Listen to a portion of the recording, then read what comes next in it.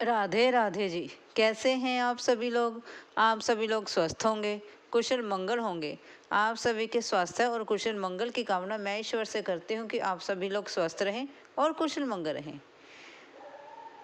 एक बार एक औरत के घर के बाहर से तीन साधु इकट्ठे जा रहे थे। वह घर के सामने से निकल रहे थे। औरत ने देखा कि तीन साधु घर के सामने से निकल रहे हैं। उसने कहा, साधु महाराज भीतर आइए और भोजन ग्रहण करिए। साधु बोले, हे देवी, क्या तुम्हारे पति घर पर हैं? वह बोली, नहीं, वे काम से बाहर गए हैं। साधु बोले, तो कोई बात नहीं है बेटा, जब वे तुम्हारे पति आएंगे तब हम भोजन पर आ जाएंगे, तब तुम हमें भोजन पर बुला लेना। इतना कहते हुए वह साधु वहाँ से चले गए। शाम को जब उस औरत के पति घर पर आए तब उसने सारी बात अपने पति से बताई। तो पति हंसा और हंसकर फिर बोला, तुम उन साधुओं को घर पर बुला लो। तब वह औरत जो है साधु को घर पर बुलाती है, कहती है, महाराज आइए हमारे घर पर भोजन ग्रहण करिए। तब साधु जो है वह कहते हैं, एक साधु उनमें से अंदर आने की कोशिश करता है। तो वह औरत कहती है, महाराज मैंने एक को नहीं, मैंने आप तीनों को ही भोजन पर आमंत्रित किया है। तब वह साधु बोलता है, नहीं बेटा, हम तीनों एक साथ आपके घर पर भोजन नहीं कर सकते हैं। तुम चाहो तो हम में से किसी एक को भोजन पर तुम बुला सकती हो। यह तुम्हारी एक परीक्षा है। एक तो है प्रेम, एक का नाम है सफलता और तीसरे का नाम है धन। और मैं धन हूँ जो आपके घर पे आ रहा हूँ। बताओ तुम किसे बुलाना चाहती हो? चाहो तो तुम घर जाकर अपने परिवार के साथ सलाह मशवरा कर सकती हो और फिर उसे भोजन पर बुला सकती हो। वह औरत भीतर जाती है और जाकर अपने पति को सारी बात बता देती है। पति कहता है, तुम ऐसे करो, धन को अपने घर बुला लो।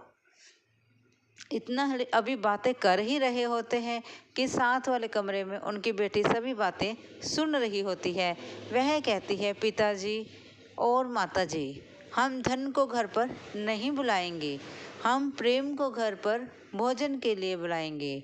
हम प्रेम जो साधु है उनको भोजन पर आप आमंत्रण कर लो, क्योंकि जहाँ प्रेम होता है वहाँ सब कुछ होता है, जहाँ प्रेम नहीं वहाँ कुछ नहीं। माता पिता को भी अपनी बेटी की बात अच्छी लगी और समझ में आई। तो वह औरत बाहर गई और कहा, जिनका नाम प्रेम है वह हमारे घर भोजन पर आ सकते हैं।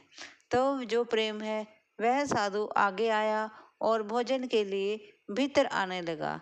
ज्यों ही प्रेम जो जिसका नाम प्रेम था वह साधु भीतर आने लगा, तो उसके पीछे पीछे सफलता और फिर उसके पीछे पीछे धन भी तीनों ही साथ में आने लगे। तो वह औरत थोड़ी सी हैरान हुई और फिर वह बोली, साधु महाराज, मैंने तो सिर्फ प्रेम साधु को भोजन पर बुलाया है। तब वह साधु बोला, पुत्री, जहाँ पर प्रेम होगा सफलता भी वहीं पर होएगी।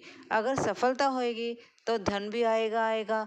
इसलिए जहाँ प्रेम होता है उसके साथ ही सफलता और धन साथ में चलते हैं। इसलिए तुम लोगों का जो निर्णय था वह सही था। इसलिए आपने प्रेम को भोजन पर मंत्र किया और हम भी साथ में आएंगे। तब उस औरत ने उन तीनों साधुओं को घर पे बुलाया और प्रेम पूर्वक श्रद्धा भावना के साथ उन्हें भोजन कराया।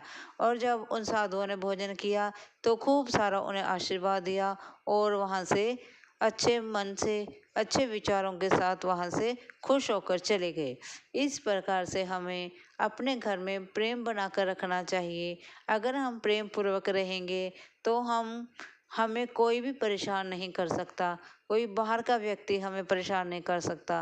पहले तो घर में हर किसी इंसान के, हर सदस्य के एक दूसरे के प्रति प्रेम होना जरूरी है। अगर हम में प्रेम होगा तभी हम हर कार्य में सफल हो पाएंगे। अगर हम क्रोध करेंगे तो देखो, क्रोध में तो सभी काम कहते हैं बिगड़ जाता है, और प्रेम पूर्वक बिगड़ा हुआ काम भी सुधर जाता है।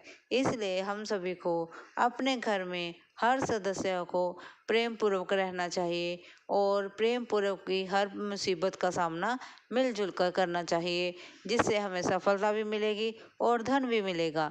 इसलिए अगर आपको यह मेरी छोटी सी लघु कथा अच्छी लगी हो, प्लीज़ लाइक और सब्सक्राइब जरूर करना। धन्यवाद जी।